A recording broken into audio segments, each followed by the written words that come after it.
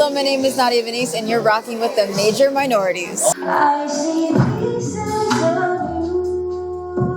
I'm a recording artist and songwriter, and I just performed a couple songs, 3 songs actually. A couple of them are unreleased, and one is out now, and yeah, it was a lot of fun.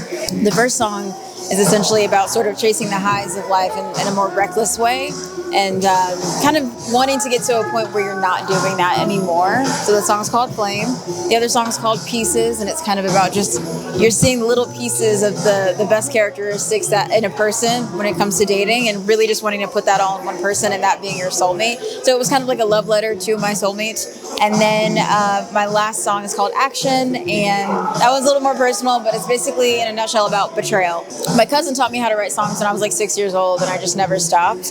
But for the longest time, music was very much just a catharsis for me. And then around like 18, I was like, I actually want to pursue this. Like, I want this to be my life and to be an artist. So that's what I'm doing.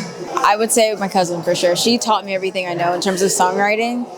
There was a lot of my family members were, somewhat musical, but my cousin is the one who really like spearheaded it and taught me and my other cousin how to write and sing, and I continued from there. It's a good question. I think it's kind of a combination of, I would say, pop R&B. So it's a combination of different influences, but somewhat of a through line is there is a lot of contemporary energy kind of throughout it. He just seemed like a really genuine person. Him and I were going to collaborate on some other stuff too, and I liked the vibes. I liked originally this was filmed at Peter Street, so that intrigued me, but even then, like, I like this venue too, and I just wanted to perform, so I was happy to do it. I know for me personally, performing is something that I'm also still trying to strengthen that muscle myself.